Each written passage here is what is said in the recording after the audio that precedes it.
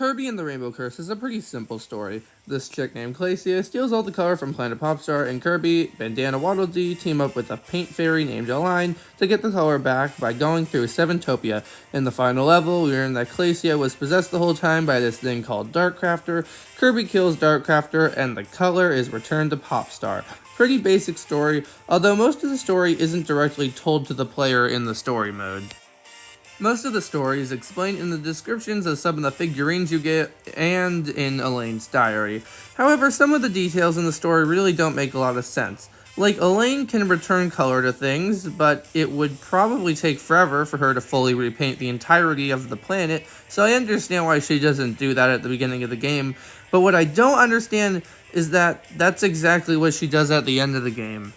The only difference is that they have Claycia now. What was the point of even going on the whole adventure if they could have just done that the whole time?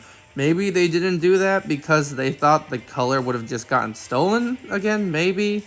I don't know. Another thing that doesn't make sense is Topia. Aline's diary says that Claycia made Topia after she stole the colors from Popstar, but Claycia's figure said that she was possessed while she was in the middle of making Topia, and then Elaine's figure says that her and Claycia both used to rule Topia. So which one is it? We also know nothing about Darkcrafter or what any of his motives are. But anyway, I think you might be wondering what the point of this overly long intro was. Well, Kirby and the Rainbow Curse holds a mystery ignored by the story, and ignored by everyone else, because I never hear anybody talk about it. Who are Green and Yellow Waddle Dee? Kirby and the Rainbow Curse can be played with up to 4 players. Player 1 is Kirby, player 2 is Bandana Dee, but player 3 and 4 are these guys. Who are they? They aren't in the opening cutscene at all, nor do we learn anything about where they came from throughout the game, or why they're helping Kirby. The closest we get is their figurine descriptions, but those really don't tell us much, but they do give us some insight about their different personalities. It's said that the yellow one is helping in defense of Dreamland, so we can assume the same would hold for the green one, but we still don't know where they came from. You're probably thinking that they're non-canon. They are non-existing characters just there to fill out the 3rd and 4th player slot, and you would be right. If it wasn't for this, they appear in Aline's diary, which means they have to be canon because the diary definitely is. So where did they come from? Well, we really don't have a lot to work with. The Smucks don't even have a Kirby wiki page. Really, guys? You gave Colossal Waddle Dee a wiki page, but not these guys?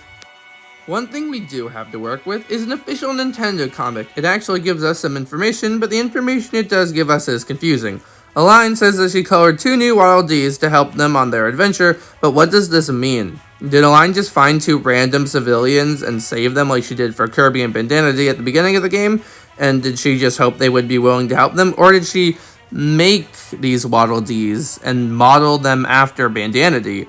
These Waddle Dees are not all there mentally, so it would make sense if it was because Aline made them and she didn't do it right or something.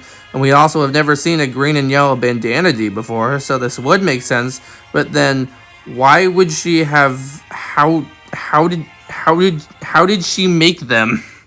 Bandana Dee asks what she did to them, which implies that Aline did something to their brains when she repainted them. But that doesn't make any sense because she repainted Kirby and Bandana Dee and they're fine. So why would she mess up on these guys? Also, the comics takes place on Popstar at the beginning of the game after the color is drained. But the ending of the first cutscene shows everyone immediately going to Topia. So did they come back to Popstar just so she could make these guys? None of this makes any sense, goddammit. The mystery of who these characters are is something I've wondered about ever since I was a kid when I first got the game. I want to know who these characters are. To be honest, I really don't have an ending to this video. It really is, it's just a dead end. We have no idea what happened to them after Rainbow Curse, and we will probably never see them again, but I hope we do one day.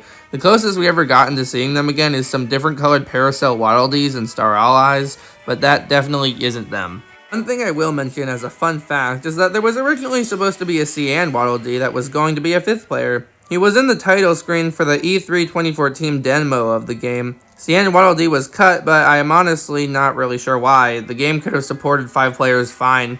Sucks too because I really like his design, but oh well. Who knows where Green and Yellow Waddle Dee are now.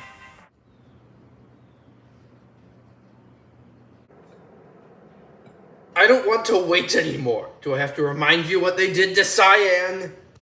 Don't be foolish. You know you don't. Then why are we still waiting? We're playing the long game, Yellow.